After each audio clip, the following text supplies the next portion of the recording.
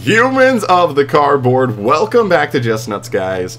Today we're talking about probably my favorite deck of all time. I have devised up what I think is like really great custom support. I think this 3-card wave, we're only talking 3 cards to fix the entire archetype. You could do more, obviously, and you'd be able to kind of hit other points, give more bonus cards and playables that way. But trying to keep it concise, because let's be honest, this is SUBTERROR. I don't really see a world where a deck like this would get 5+ support cards in a wave. I think 3, though, is fairly reasonable. So I really like these cards. I think these really go well. If you don't know, SUBTERROR is an old TCG exclusive archetype. In my opinion, it has some of, if not the best artwork in all of Yu-Gi-Oh!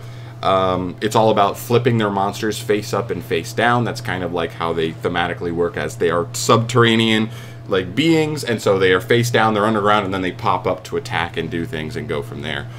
Really cool deck. It saw decent success during TOS format. In fact, this is the first deck I really ever even played to any sort of competitive success during TOS format. I won a couple locals, which was nice for me at the time. Took it to my first regional, got 1 placement away from getting my first invite to nationals.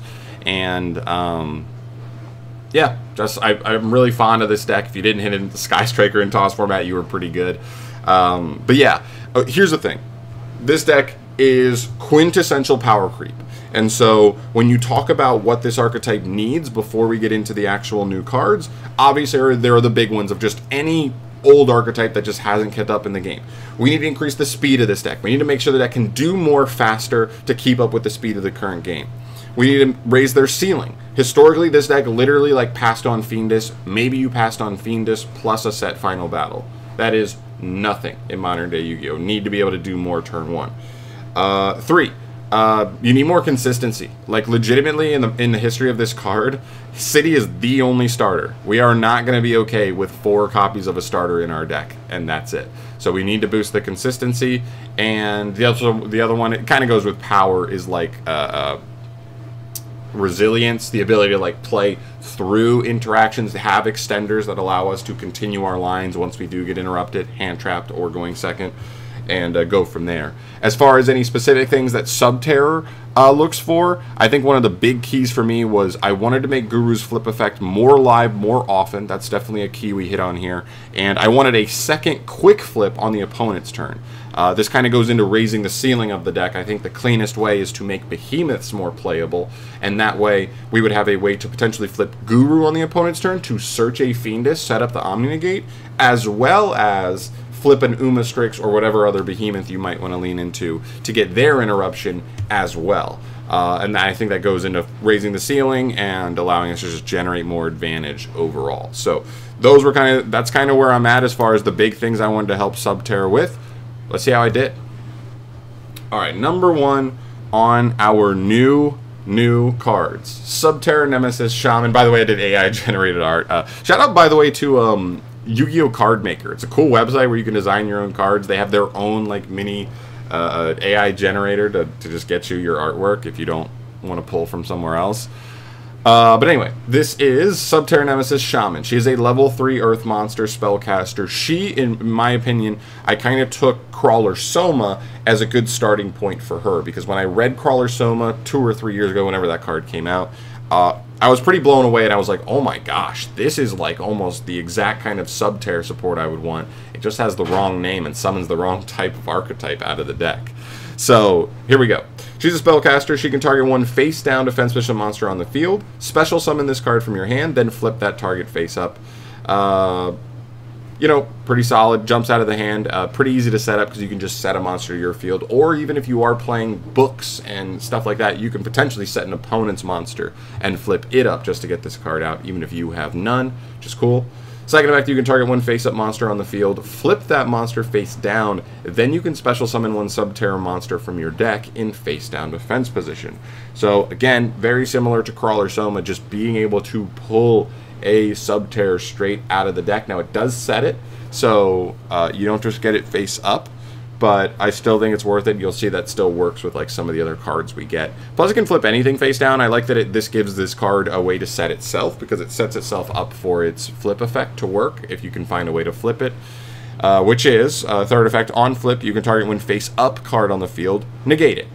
Now, I made this I made this permanent negate, just because the way that negates like this work are just so clunky. This is a negate that's always triggering in a new chain link, so you can't respond to the activation of something and still be able to negate it, whereas you could still negate, you know, something that's kind of stagnant sitting on board, but it's going to be permanent. So that's kind of the trade-off. I made that a little stronger because it doesn't interact the cleanest.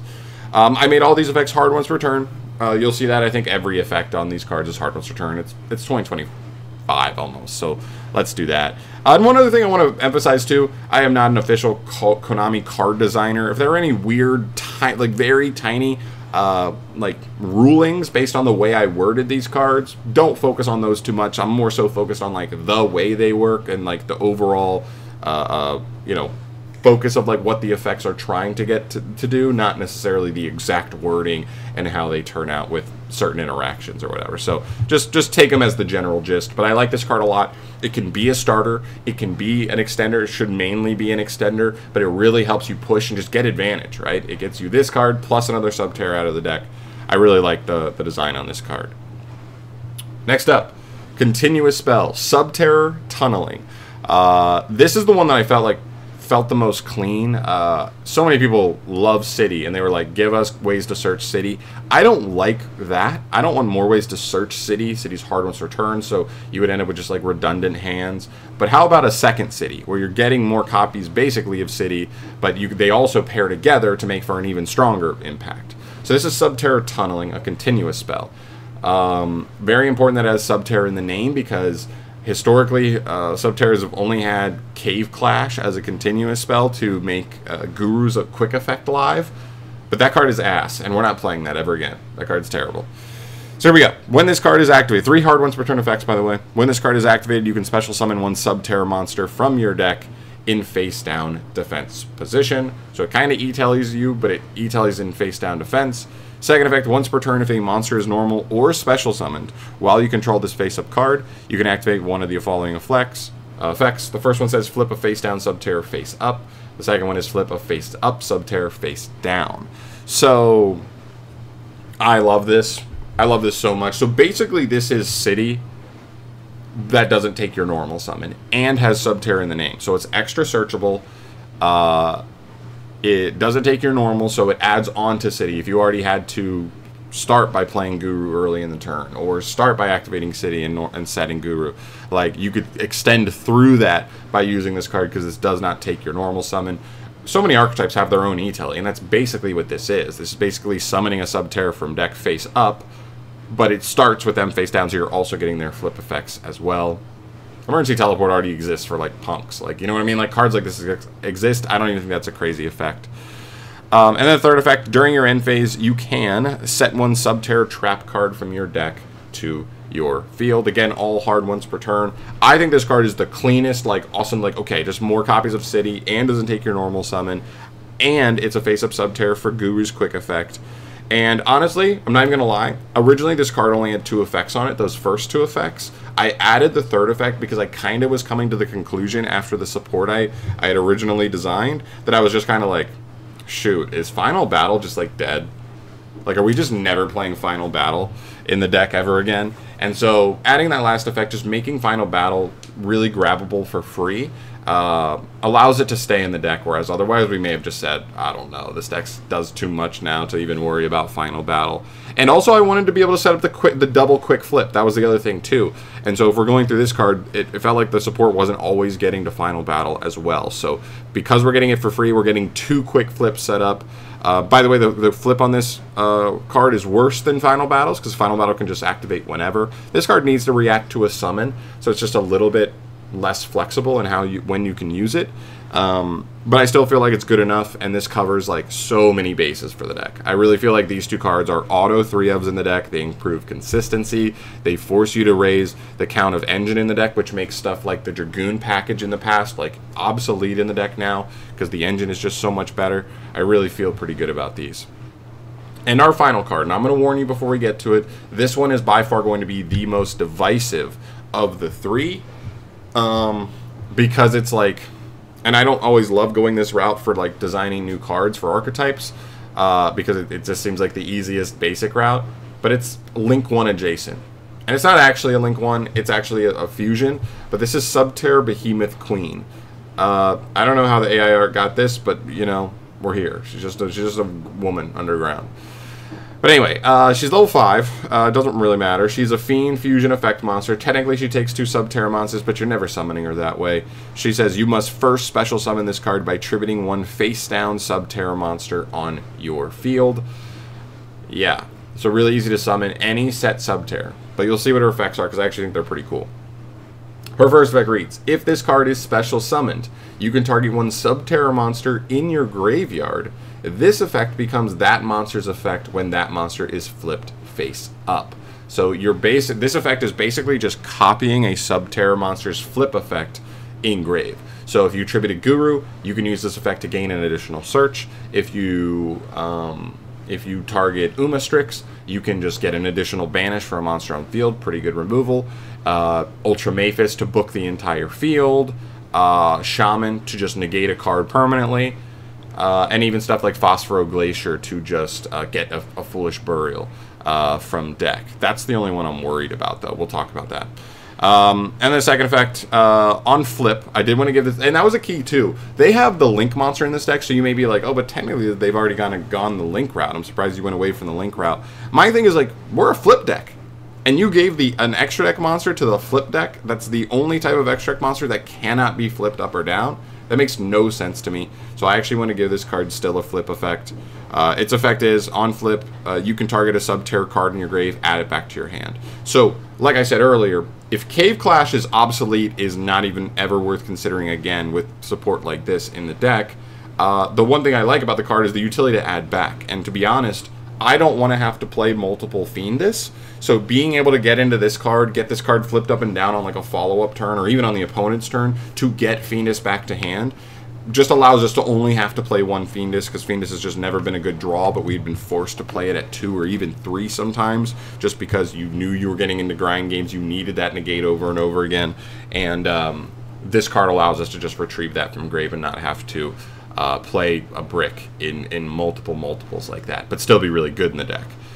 So I really like this card. I think this card works really well. I will say the last thing here, I have no restrictions on these cards. I thought about putting one, but I really wasn't entirely sure. I think when you break it down, though, I think the biggest one that needs to be restricted is tunneling. Potentially making it so that, like, the turn, they're all hard ones for turn effects, but also say, like, the turn you use this card, you can only summon earth monsters or something.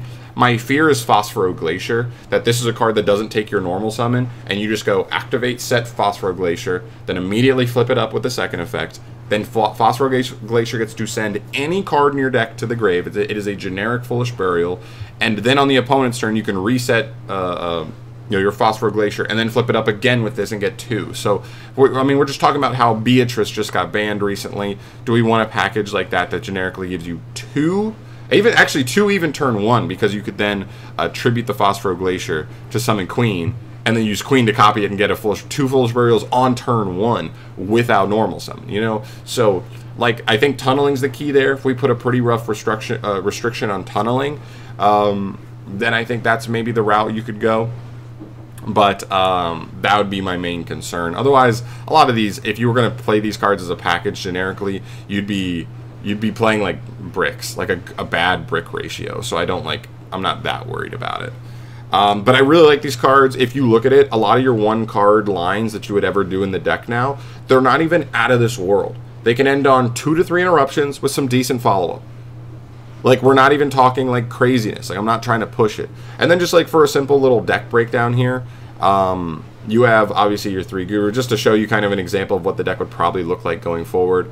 3 Guru, this would be your 3 Shamans. I couldn't get them in here, so I just found cards with similar names. 3 Shamans, of course, because she can be your normal summon starter. She can be an extender. Also, by the way, one other thing with the fusion, she makes Guru a play by himself, because now you can just set Guru, tribute Guru for her immediately, and then copy Guru to search. And you haven't even used Guru's actual search yet. So what you can do is, like, your search maybe tunneling off of that, then tunneling sets a second Guru, and then tunneling can immediately flip that Guru. Boom, you're like search, and then Guru searches you into either Shaman or Fiendus or whatever you want from there. That's pretty dang cool. Then one Fiendus, one Umastrix. You could definitely try to find room for a way to make use of Phosphoro Glacier in the deck. Like, I almost like a Shizu Shufflers could be interesting, just like, you know what I mean, for free, free interruption.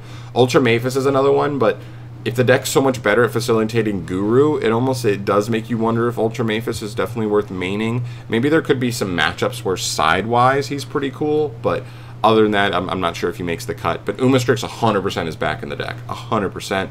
I don't think we play enough names for Stalagmo either. And then also Nemesis Warrior and Nemesis Archer down here. If we can consistently and easily access Umastrix and trigger him, I just don't really know why we need Archer in the deck. And Warrior's cool, but like, again, like, these cards should be accessing the behemoths even easier than what he helps you do. So I don't know. He could potentially be usable in the deck, but I don't know if he will be. Then you get to the starter spells. 3 city, 4 city with terraforming, 3 tunneling. This is the closest name I could find, Infinitrack Tunneler. So that's really good. And then your 1 final battle, because you get it for free, just to help you continue flipping. And also the bonus of like making a Subterror really big to get over problematic cards, and potentially keeping Subterrors from being negated can also be really strong. And then some pots. It's important to note the deck used to play Duality. I used to play 3 Extrav, 3 Duality, and that was kind of the assisting consistency in the deck. You can't play Duality anymore because our deck actually plays Yu-Gi-Oh now. But you can still play like 3 Extrav, 1 Prosperity, and just, you know what I mean, just trying to dig, find engine when you need it, find certain non-engine when you need it, go from there. The only fear with Extrav is that we're going to have one very central, very important extra deck monster, and that's going to be our new Queen.